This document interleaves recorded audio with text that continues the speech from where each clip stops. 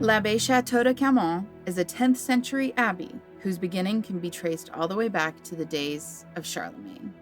Filled with wonder and intrigue, this ancient abbey beckons to solo travelers and groups alike. For years, it stayed nestled quietly here in the village of Camon, but now its doors are open to a new kind of traveler, Camp Château campers. The village of Camon, where the abbey resides, is located in the Ariège department in the south of France. This village has been named one of the most beautiful villages in France since 1982, an apt location for women to find tranquility and rest. You'd be hard-pressed to find a better location for such a peaceful and harmonious existence than these sleepy foothills. Through the front door, you'll enter the main hall, which wraps around a cloister. Originally a home for 6 monks who lived a life of quiet contemplation, these halls evoke a sense of peace. Walking through the abbey's halls, you'll find 3 levels of rooms that wrap around the cloister. You'll find gorgeous views no matter which room you're in, whether it's peering down onto the curated lawn of the cloister or gazing off into the distance at the nearby Pyrenees. You'll feel Camon's magic all around you. Just imagine it, what this place was like almost 1,000 years ago. Do you think the hustle and bustle of the village was ever felt within this space? Or was it only quiet that you could hear within these stone walls? In the far corner of the cloister is where the chapel and tower were built, complete with external access for villagers who still use the chapel to this day. All of this construction was completed sometime in the 10th century, and the thick stone walls and buttresses have preserved the abbey for generations of locals, visitors, and now campers alike.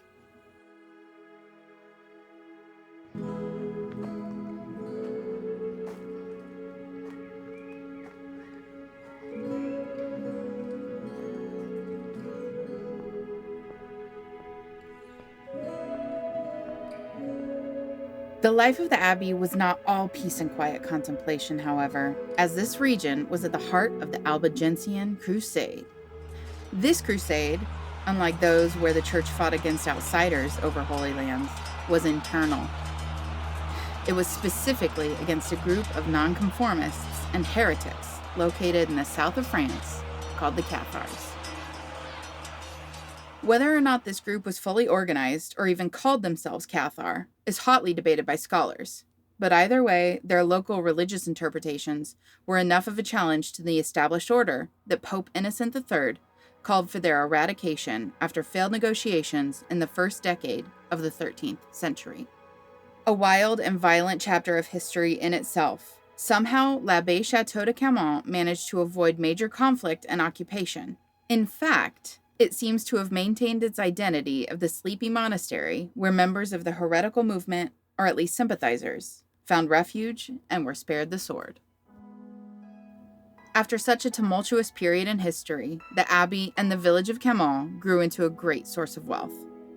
This benefited both the church and the region, and it came from donations from prominent families and local leaders.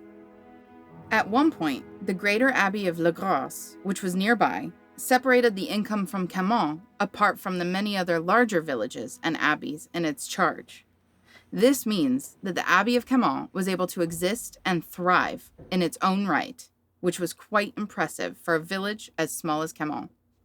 In the 16th century, this led to fertile ground for Philippe de Lévis, the bishop of the nearby town of Mirepoix and the abbot of Le Gros, to invest in great renovations and refortifications of the abbey and the walls of the village.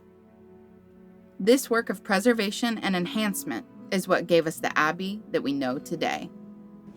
Nowadays, Camon and its village are thriving. The village even hosts an annual rose festival for visitors and locals alike. This festival, called the Fête des Roses, began 23 years ago when the mayor gifted every home in Camon a rose bush. It's an invitation to the world to discover all that this beautiful, historic village has to offer.